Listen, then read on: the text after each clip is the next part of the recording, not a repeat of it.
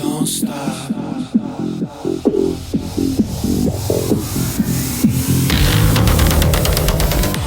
Hi, thanks for joining me on the Everything and Anything and a Bit Gay podcast. And this is Everything. This is my weekly episode where I bring you a topic that is on my mind. And my topic today, I'm going to talk about just the bitchiness that gay people have and the attitude, and maybe go into depth about this a little bit. And the reason why is because I have done several interviews over the past, 3 or 4 months. And I don't know if it's because we were out of Pride Month now, and maybe I was doing a lot of Pride, and I just was hearing these personal stories of people. And I don't know if people are just opening up more, or that's the type. I go through this cycle of types of guests that I get also, where sometimes it's psychic medium, sometimes it's near death experience, sometimes it's people that do past life regression, sometimes it's just people that are authors of different types of books, sometimes it's psychologists, then it's people that are on psychedelics or do psychedelic therapy. I go through these different types of people that I kind of get stuck on, and I love all these people that I talk to. And I think maybe I got into a bit of a pattern. I started going in and talking with people that have gone through some stuff in their life. And I want to kind of start there because I do think that first I want to acknowledge there is a stereotype that is true about gay people. A lot of gay people, gay men and women, have attitude. But let me flip that a little bit, just kind of talk about why there is an attitude that maybe we have. And I'm not saying all gay people are like this. I'm not putting everybody in that box, but the question isn't why are gay people bitchy? It's what did the world do to kind of create these people that have this attitude?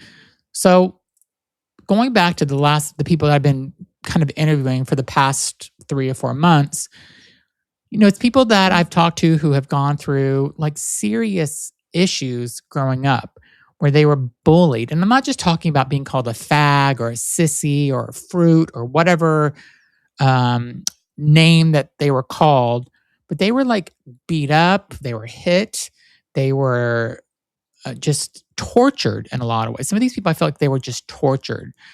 And they grew up also knowing that they were different from everybody else. And imagine like growing up and you live in a small town in whatever country, because I've talked to people that are in the UK that, somebody that grew up in a small town, and people that have lived in the United States in smaller rural areas, and they went through just these horrific childhoods where if it wasn't their classmates that were bullying them, it was their family that was treating them differently or treating them poorly or trying to make them be something that they weren't.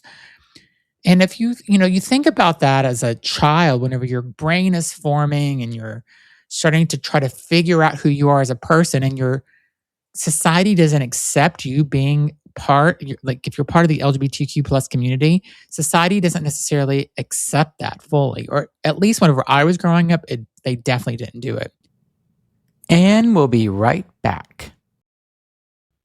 Okay, and now back to the show.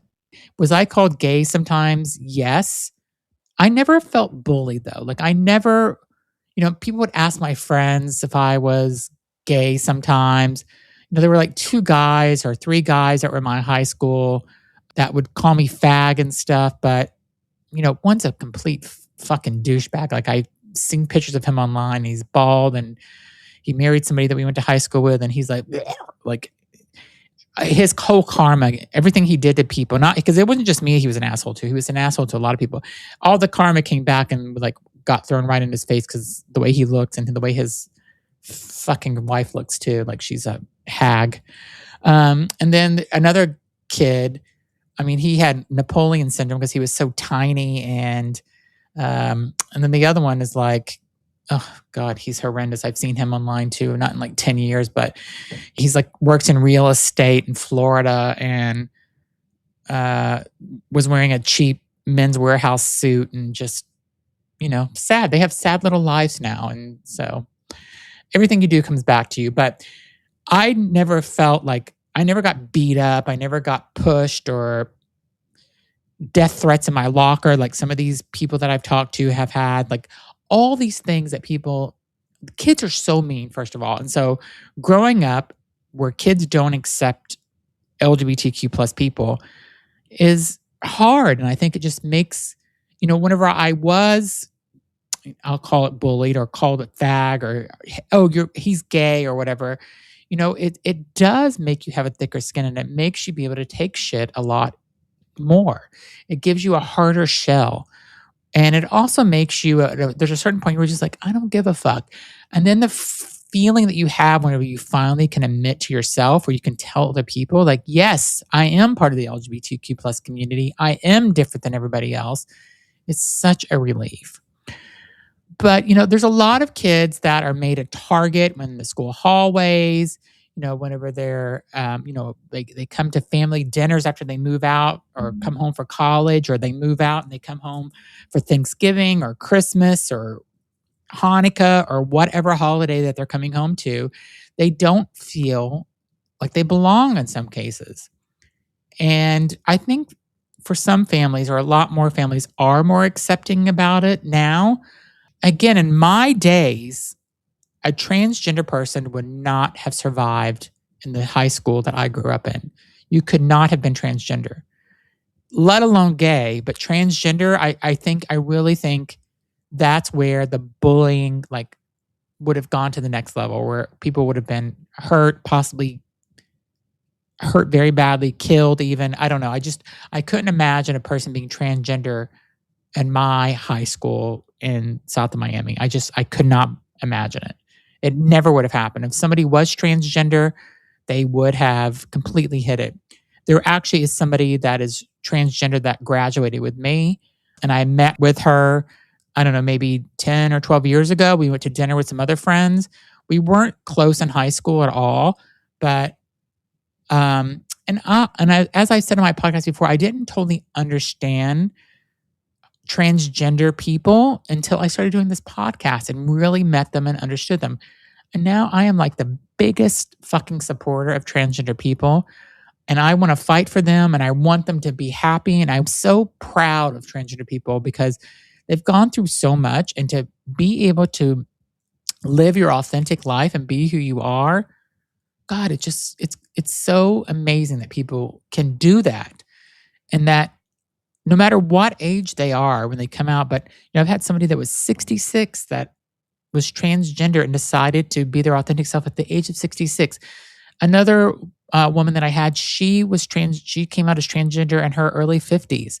Imagine, like, you spent your whole life married with kids and you finally realize, or you're brave enough to be who you really, it's going to affect everything in your life, but you're brave enough to come out and be who you really are.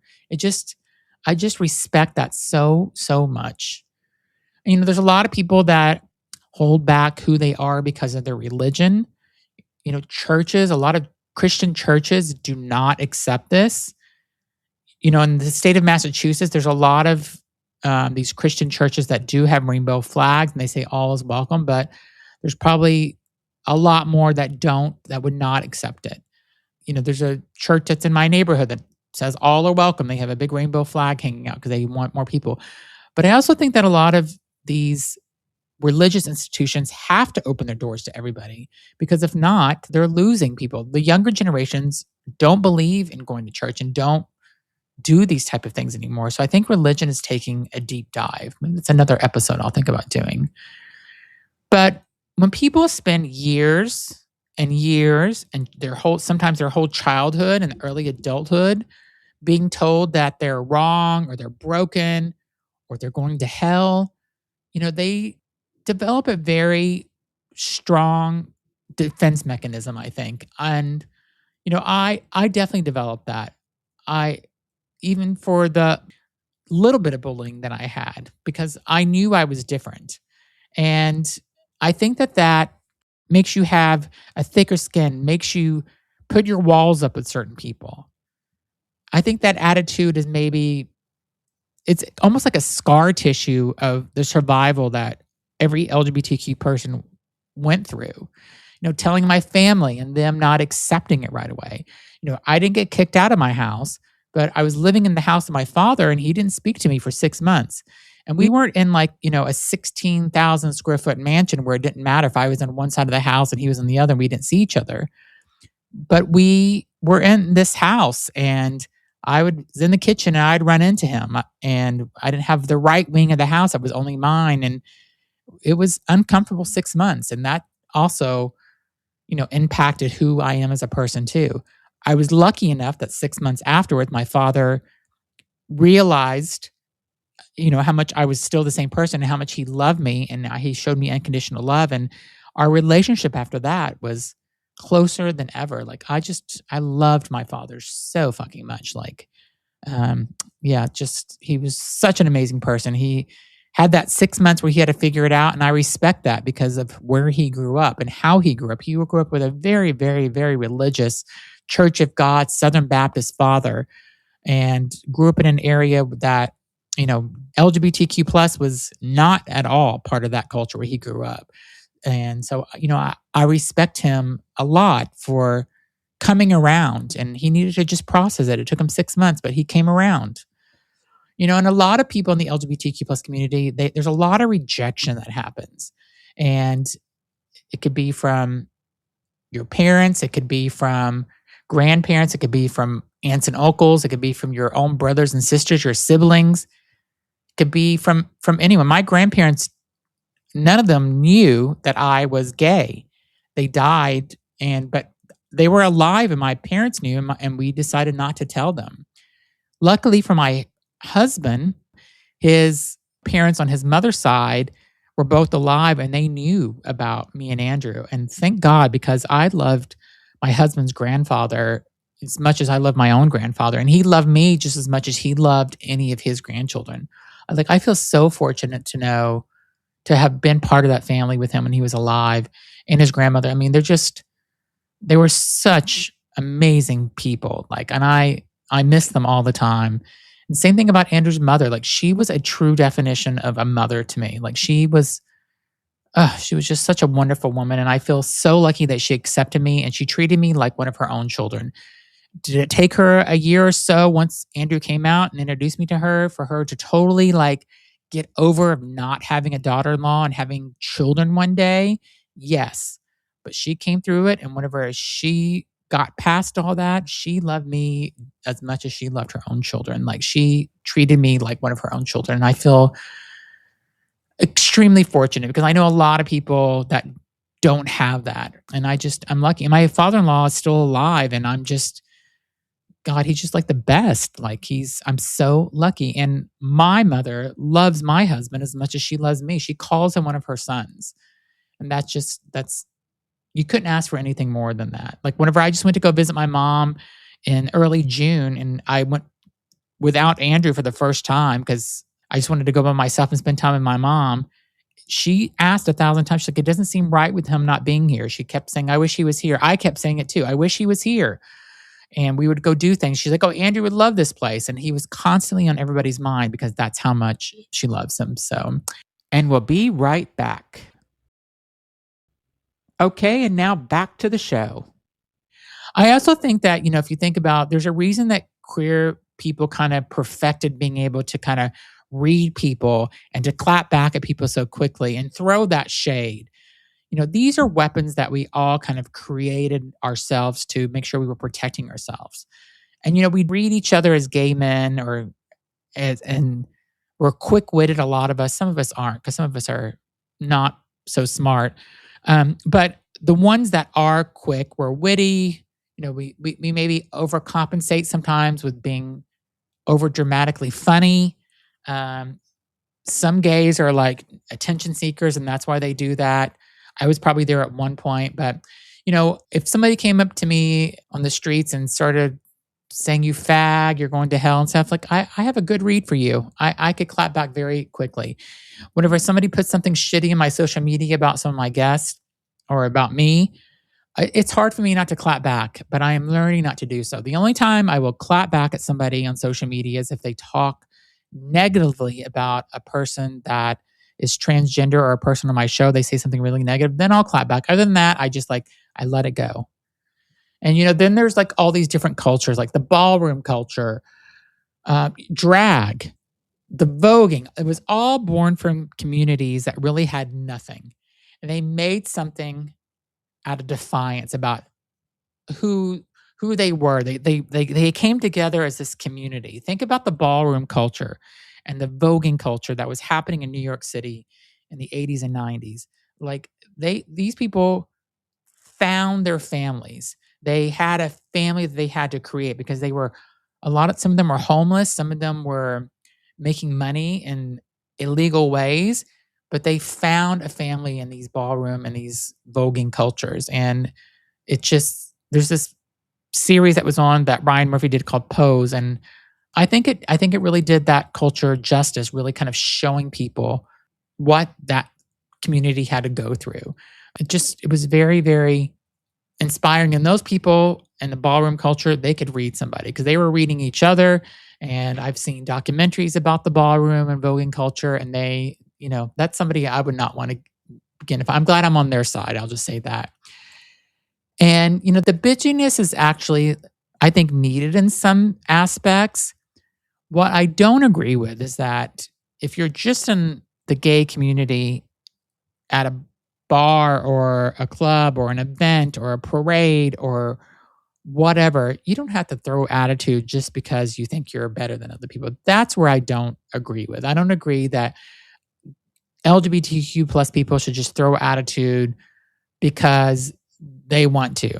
I think you get a little pass just because maybe that's who you are as a person, because that's how you were growing up. But whenever somebody walks up to you and they're being nice to you and you're giving shade, there's no need for that. Growing up queer or gay often means you're learning to read a room a lot of times because you have to learn how to survive, and you have to figure out who's safe in these rooms, or who's going to figure out I'm gay, or who's going to question something about my life. So there is a survival mode that every LGBTQ plus person has whenever they're walking in. And I'm not talking about walking into a gay bar. I'm talking about just walking into, a work function, you have a new job and you're meeting people at a new job, let's say. You have to read the room. Who is going to accept your lifestyle and who's not? There's a certain point where you get a certain age, it's just like, you got to accept me or not. But even whenever I was younger, I mean, even 10 years ago, I was reading the room still. I mean, I still read the room. If I was working now, I would still be reading the room, saying, who do I need to avoid anybody, or do I need to watch what I say about my personal life to these people? It's really important that you do that still, but you start to care less and you avoid those people. You make sure you kind of cut them out of your work life if you need to, or cut them out of whatever situation that you're in. And then when you kind of start to notice everything, you have the options about everything. It's either you're going to be bitchy or not, but you need to be aware. You need to be hyper vigilant on the people around you, and just think about it. Maybe you need to be a little more kind sometimes. And I know people have gone through a lot. People have gone through a lot just being LGBTQ plus. For the older generations, especially, you went through the AIDS crisis, there was police raids. If you think about Stonewall that happened in 1969, there's this huge political erasure that's happening now in the United States with over 700 legislative bills that are out there that are anti-LGBTQ plus. So there is a lot of reasons why gay people, LGBTQ plus people, queer, trans, lesbians, bisexual people, all two-spirit, all of them. This is why this attitude comes out sometimes. When you're buried, your friends, and you have fought for the right to exist, and you don't have a lot of patience for small talk or performative nonsense, I get it. I remember when I was working in the corporate world, I'm just like, oh, I can't do this anymore. I can't be out with these people anymore. They want me to be on. They want me to be the fun gay guy. I don't want to do this anymore. And I have served attitude to people at work sometimes, and it's not because they were saying something anti-LGBTQ plus. It's just because of who I am. That attitude has just been put into me because of the shit that the LGBTQ plus community, which I'm part of, what I've gone through. And it's just kind of a protection device in a way. There's going to be at some point where many queer people will make a conscious choice and they'll say, I no longer am going to shrink. I'm no longer going to hide. I'm going to be who I am.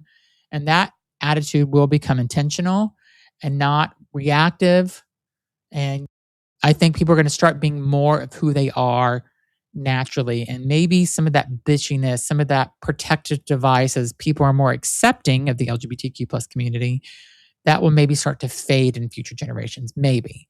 But I don't know, just the way this country is headed with all these anti-LGBTQ legislations that are coming out, it could get even worse. The LGBTQ plus community could end up being more bitchy and more shady and reading people a lot more.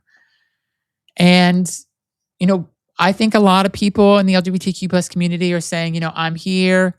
Listen, I'm fabulous. I've been through things that you could not even imagine being through. And I'm still standing and I am fucking incredible. And I hope that all of my brothers and sisters that are in the LGBTQ plus community feel that way because you are incredible. You've been through a lot and there is no need to apologize for anything that you've done.